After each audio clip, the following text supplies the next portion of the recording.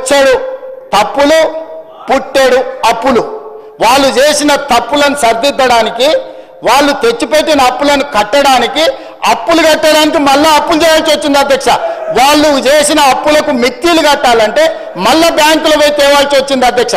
ఇవాళ మేము ఎన్ని 1,00,000 కోట్లు తెచ్చినా, 1,27,000 కోట్లు తెచ్చినా వాళ్ళు పెట్టిన పాపం, వాళ్ళు పెట్టిన పాపాల పుట్టను తిరిగి చెల్లించడానికి తల తాకట్టు పెట్టి ఈరోజు మేము పేద రైతులకు ఈరోజు రైతు భరోసానో, లేకపోతే వారు కోరుకుంటున్న కౌలు రైతులకో, ఇంకొకరికో, లేకపోతే మహిళలకు ఇస్తున్న డబ్బులు ఎందుకు ఇవ్వలేకపోతున్నాం అధ్యక్ష?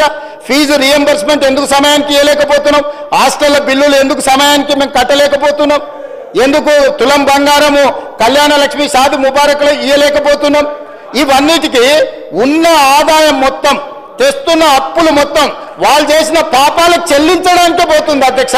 ఇదే 1,27,000 కోట్లు, ఇదే 1,27,000 కోట్లు నా దగ్గర ఉంటే వాళ్ళు చేసిన పాపాలకు, వాళ్ళ తప్పులకు, వాళ్ళ అప్పులకు చెల్లించే భారం నా మీద పడకపోయి ఉంటే ఈ 1,27,000 కోట్లతోని తెలంగాణ రాష్ట్రంలో అద్భుతాలు సృష్టించేటోని అధ్యక్ష. నేను ఏ రైతు కూడా అన్ని పండించిన పంటలకు గిట్టుబాటు ధర ఇచ్చి ఉండేటోని అధ్యక్ష. ఉండుంటే ఏ పిల్లవాడికి కూడా ఫీజు రియంబర్స్మెంట్ ఒక్క రోజు కూడా బకాయి లేకుండా చెల్లించటోని అధ్యక్ష.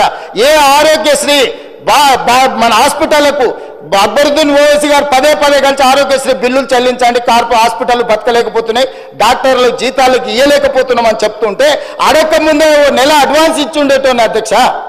ఇవాళ ఈ రాష్ట్రంలో సంక్షేమ పథకాలు, అది రైతు భరోసా కావచ్చు, లేకపోతే రైతు రుణమాఫీ కావచ్చు, లేకపోతే ఫీజు రియంబర్స్మెంట్ కావచ్చు, ఆరోగ్యశ్రీ కావచ్చు, లేకపోతే పేద ప్రజలకు ఎన్నికల్లో ఇచ్చిన 6 గ్యారంటీలలో ఏదైనా ఒక గ్యారంటీ ఆలస్యమైందంటే ఆ పాపం ఈ పాపాత్ములదే అధ్యక్ష.